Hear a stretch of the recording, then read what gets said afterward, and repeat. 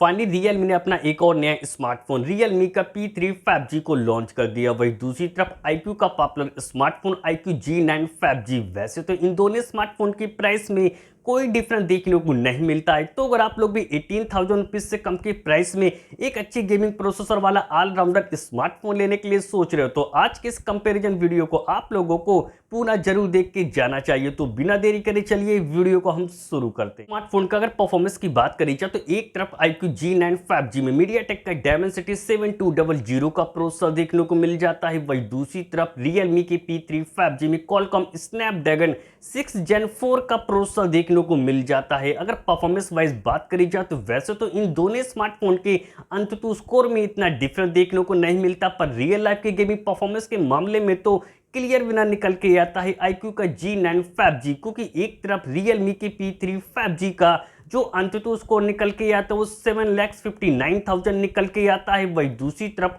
iQOO G9 5G का जो अंततः स्कोर निकल के आता है वो 7,21,000 निकल के आता है। अगर आप लोग भी इन दोनों में से किसी स्मार्टफोन को खासकर गेमिंग के लिए लेने के लिए सोच रहे हो तो इन दोनों स्मार्टफोन के GFX स्कोर यानी गेमिंग स्कोर को जानना बहुत ज़्यादा जरूरी है। जब इन दोनों स्मार्टफोन में 30 मिनट तक गेम को प्ले किया गया तो एक तरफ iQOO के G9 5G जिसका अंततः स्कोर आप लोगों को कम देखने को मिल जाता है, उसका जो गेमिंग स्कोर निकल के आता है वो 4800 निकल के आता है। वही दूसरी तरफ Realme के P3 5G का जो गेमिंग स्कोर निकल के आता है वो 4300 निकल के आता है। एक बात तो क्लियर होगी, अंततः स्कोर में तो पीछे रह जाता iQOO का G9 5G, पर रियल लाइफ के गेमिंग परफॉर्मेंस के मामले में तो काफी ज्यादा बेस्ट हो जाता है iQOO का G9 5G। उनका अगर डिस्प्ले सेगमेंट की बात करी जाए तो एक तरफ iQOO G9 5G के में आप लोगों को 6.67 इंच की full HD plus AMOLED display देखने को मिल जाती है। डिस्प्ले की अच्छी स्मूथनेस के लिए 120 हर्ट रिफ्रेश रेट का सपोर्ट देखने को मिल जाता है और डिस्प्ले में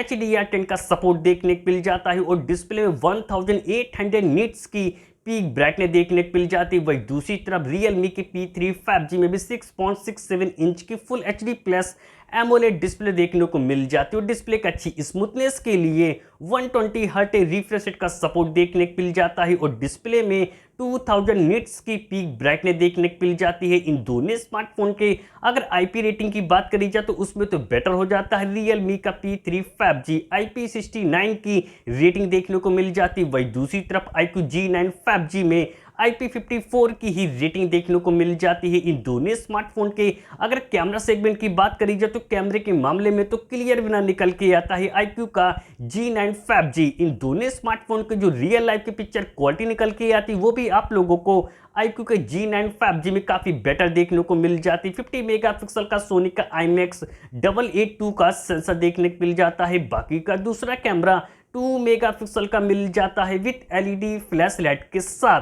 कैमरे में OIS का सपोर्ट देखने को मिल जाता है और फोन के बैक कैमरे से 4K वीडियो आसानी से रिकॉर्ड कर सकते हैं। वही दूसरी तरफ Realme के P3 5G के बैक में डुअल रियर कैमरा सेटअप देखने को मिल जाते हैं। 50 मेगापिक्सल का मेन प्राइमरी कैमरा मिलता है, बाकी का दूसरा कैमरा 2 मेगापिक्सल का मिल जाता है विथ LED फ्लैश लाइट के साथ। कैमरे में तो OIS का सपोर्ट देखने को नहीं मिलता है, पर फोन के बैक कैमरे से 4K वीडियो आसानी से रिकॉर्ड कर सकते हैं। इन दोनों स्मार्टफोन के अगर सेल्फी कैमरे की बात करी जाए तो वैसे तो दोनों स्मार्टफोन में एक जैसा मेगापिक्सल वाला सेल्फी कैमरा देखने को मिल जाता है, पर सेल्फी के मामले में क्लियर बिना निकल के आता है iQOO का G9 5G। इसकी एक सबसे बड़ी वजह है कि iQOO के G9 5G में काफ़ी कम अपर्चर वाला सेल्फी कैमरा देखने को मिल जाता है। 16 मेगापिक्सल का सेल्फी कैमरा देखने को मिल जाता है जिसका अपर्चर f2.0 अपर्चर देखने को मिल जाता है। वही दूसरी तरफ Realme के P3 5G में भी 16 मेगापिक्सल का सेल्फी कैमरा देखने को मिल जाता है, पर उसका अपर्चर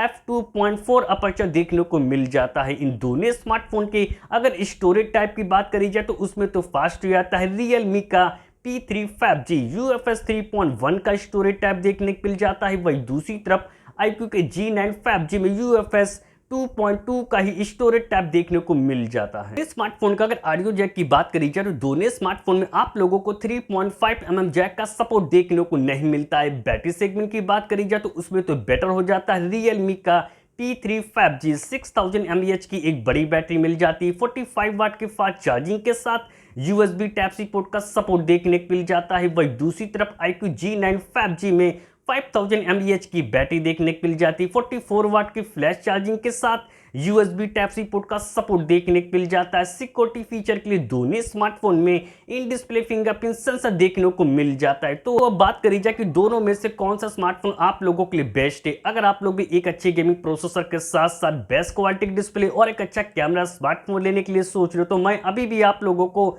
रिकमेंड करूंगा कि आप लोग iQOO के G9 5G को ही बाई करें।